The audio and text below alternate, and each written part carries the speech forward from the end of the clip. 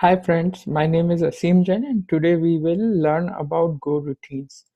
So what is a Go routine in Go? It would be easy for me to explain you in an example. So let's say this is our code. Now routine is typically the synonym for a method or a function or a procedure. They are like kind of same at high level. So I have just a routine like a named function, and then what is it doing? It would print. So we say format dot println. Whatever your string are passing to this, that would be repeated 5 times. That's the function. So we need to understand the concept of blocking and non-blocking, like the sequential and non-sequential. So first, this is a normal way of coding. So you call a function, and then you can just say is at non-linear. So linear means one after another, or sequential is a better word. SEQU, sequential, right? So now let's run it and understand what is happening, how it is happening.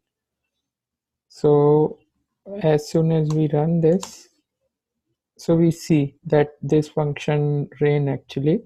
So first thing, like it printed go routine, then it called your routine, and then we had this thing. Just we can comment it out. I'll explain you what it is and why is it. Now instead of making this function linear, if you want that you want to make it mm, sequential, so you can just say non-blocking.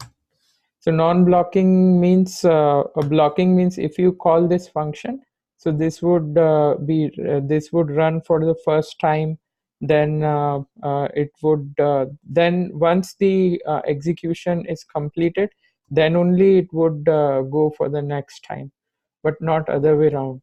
But when you make a function as non-blocking, essentially what does it mean is the control flow. So if control is coming from here, so it would not wait this line to get finished before going to the next line. The flow actually goes, and then there is a side parallel, you can say a thread, or a parallel process which starts executing this. So essentially in Java, if you have learned about thread, so you have a main thread, and then there are like child threads. So child thread will run it. So same way, whenever in front of any function, if you say go, so essentially what does it mean? That the main program will not block, and it would come here without even finishing this. So I can also show you this in a debug mode so that it's better for you to understand. So let us do that. So what is happening is first the program would say that it ran the go routine. So technically, if it's not a go routine, if it's a sequential function or a blocking function, until and unless this doesn't get finished, the control will not come to the next line. But surprisingly, it is coming here to the next line. And once this guy comes to the next line, then it is going to the other function. So now you see parallelly, like the sequential thing is happening and a non-blocking, so this thing is also happening there. So both of these are running in parallel as of now. So this is the parallel execution, actually what we are doing now, what we saw right now. So this is a simple demonstration of the Go routines. So whenever you use a keyword Go in front of any function, that becomes a Go routine, which means it would run in parallel with the other function. Whatever the blocking function becomes a non-blocking function. You can have three of such things as well. So I have one, and then I have three, and I can do it after this.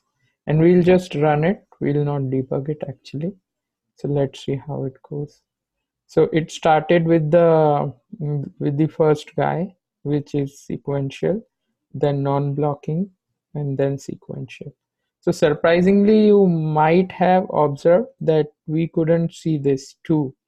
Like, what about this routine? Why did not it run? What happened? This is supposed to be run in parallel as well.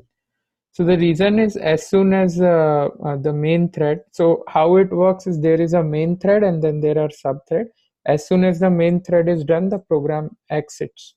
So just to stop the program from exiting, so that all the subroutines or gets enough time, all the go routines to finish.